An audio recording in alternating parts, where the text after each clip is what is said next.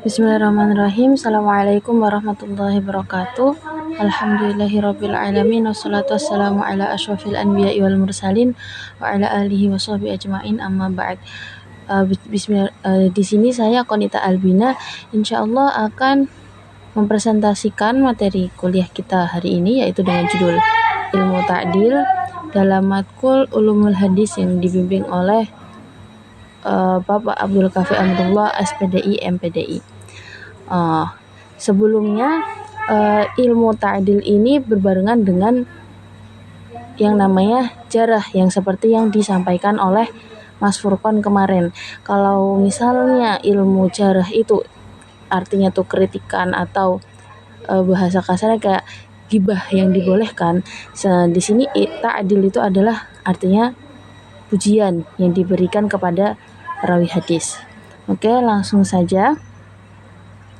Apa itu at-ta'dil? Definisinya adalah ta'dil adalah menyebutkan keadaan seorang perawi dengan lafadz atau sifat yang dapat menyebabkan riwayat yang ia sampaikan diterima, baik dengan menetapkan sifat penerimaan atau menafikan sifat penolakan.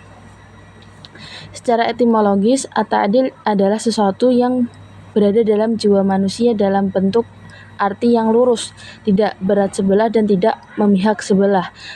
Sedangkan secara terminologis adalah orang yang tidak memiliki sifat yang membuat rusak agamanya dan perangainya. Maaf, itu kurang.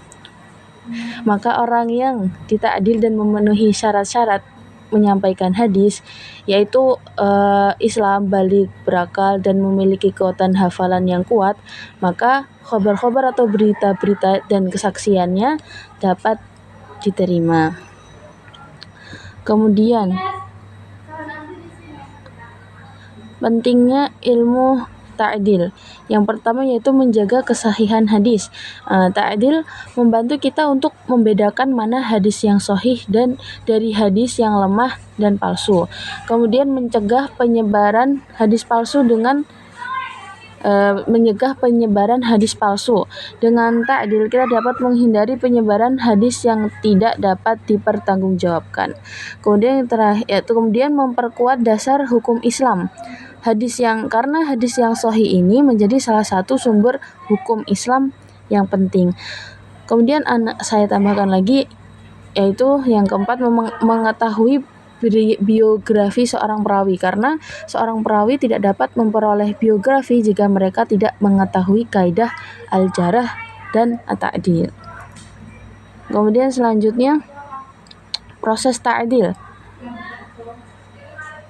Nah, ini adalah bagaimana proses para ulama ketika melakukan jarah dan ta'dil, ya, fokusnya ta'dil. Yang paling pertama itu mempelajari biografi perawi. Nanti para ulama akan meneliti riwayat hidup seorang perawi, termasuk akhlak, kecerdasan, dan ketelitiannya.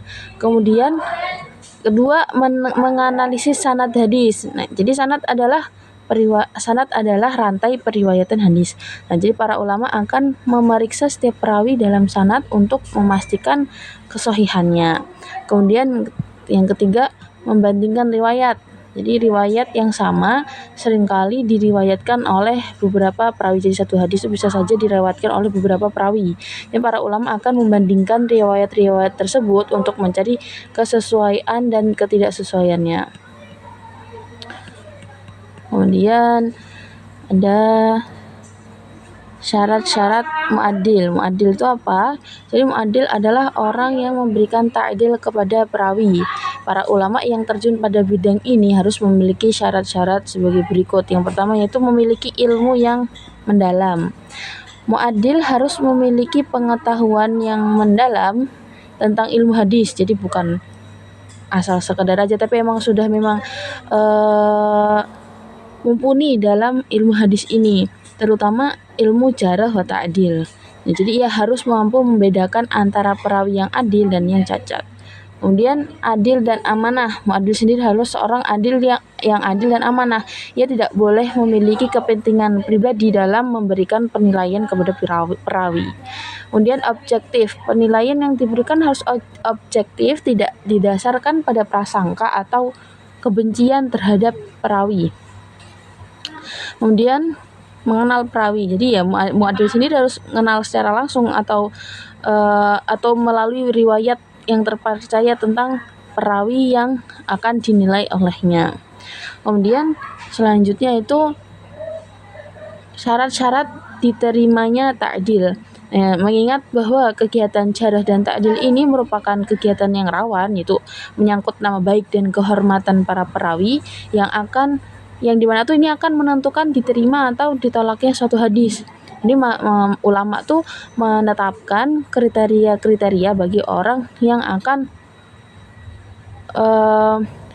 melakukan jarah dan ta'dil. Itu yang pertama berasal dari orang yang adil. Jadi ta'dil atau pujian itu tidak diterima dari orang yang fasik. Kemudian berasal dari orang yang teliti. Sehingga kalau misalnya ta'dil atau pujian ini lahir dari orang yang lalai dan tertipu oleh keadaan lahiriah seorang perawi, maka dia tidak dapat diterima. Kemudian berasal dari kemudian yang selanjutnya berasal dari orang yang mengetahui sebab-sebab ta'dil diberikan kepada perawi. Jadi ta'dil tidak diterima dari orang yang nggak tahu sifat-sifat yang menuntut riwayat seorang rawi itu diterima atau ditolak. Jadi orangnya ini mah nggak tahu sifat-sifatnya gitu. Terus Ana tambahin lagi itu adalah pujian tersebut tidak diberikan kepada perawi yang terkenal bahwa riwayatnya harus ditolak karena perbuatan dusta yang ia lakukan, kefasikan yang ia tampakkan, atau berbagai sebab yang lainnya. Gitu. Habis itu selanjutnya ada jenis ta'dil. Jenis ta'dil ada dua, yaitu ta'dil mutlak sama yang satunya lagi ada ta'dil muqayyad.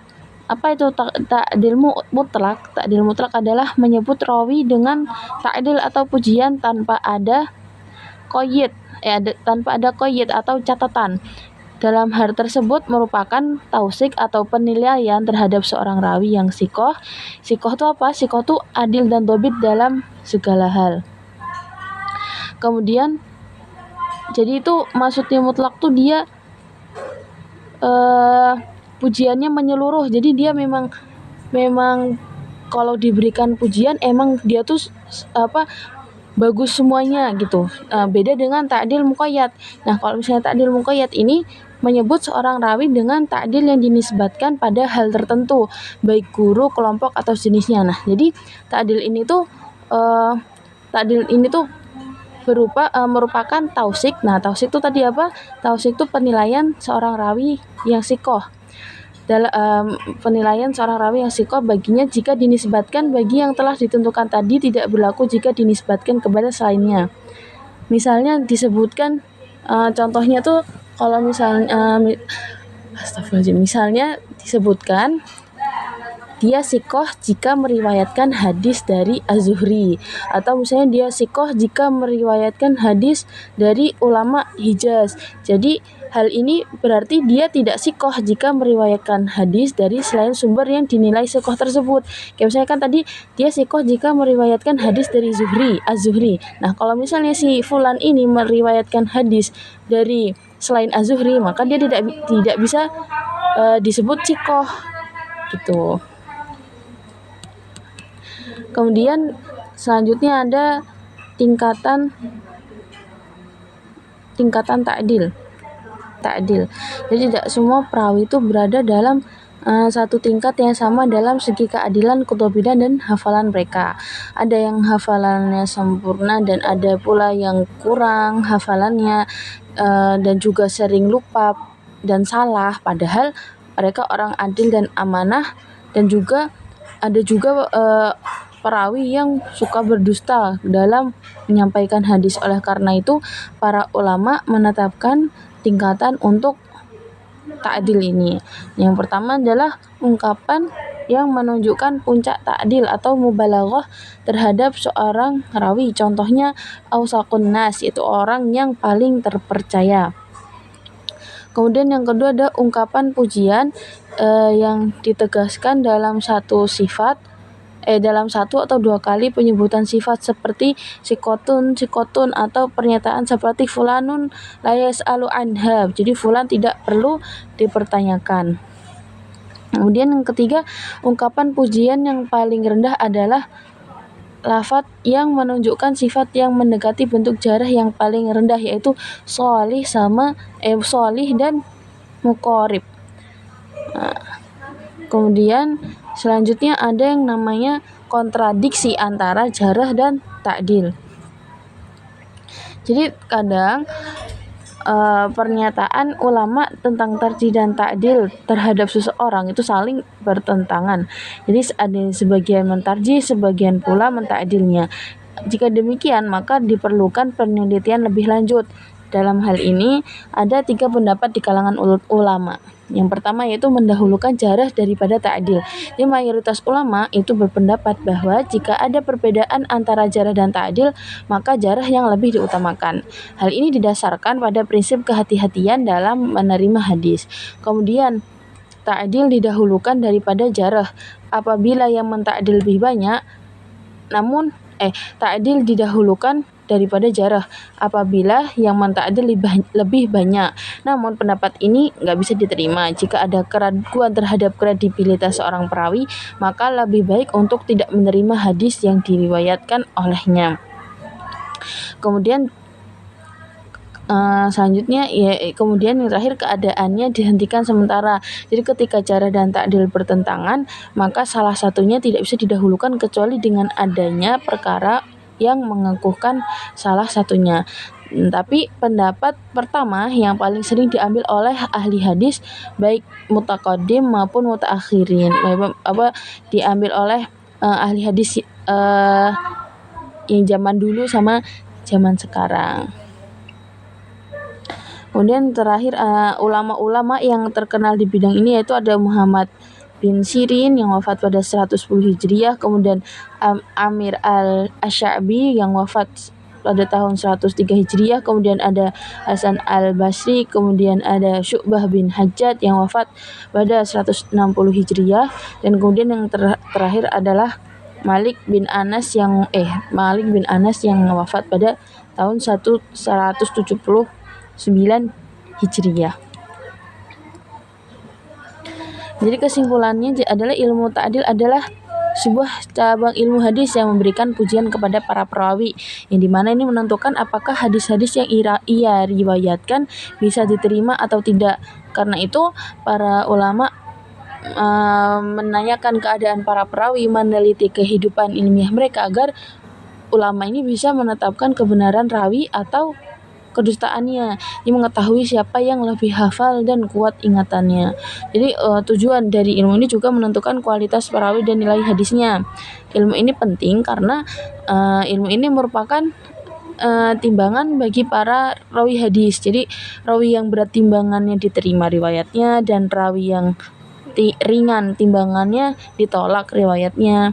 Dengan ilmu ini kita bisa mengetahui periwayat yang dapat diterima hadisnya serta dapat membedakan dengan periwayat yang tidak dapat diterima hadisnya. Oleh karena itulah para ulama hadis memperhatikan ilmu ini dengan penuh perhatian dan mencurahkan segala pikirannya untuk menguasainya. Sekiranya itu saja dari saya. Kalau ada yang kurang atau misalnya ada yang mau ditambahkan, boleh didiskusikan di grup nanti. Sekian dari saya. Terima kasih atas waktunya. Wassalamualaikum warahmatullahi wabarakatuh.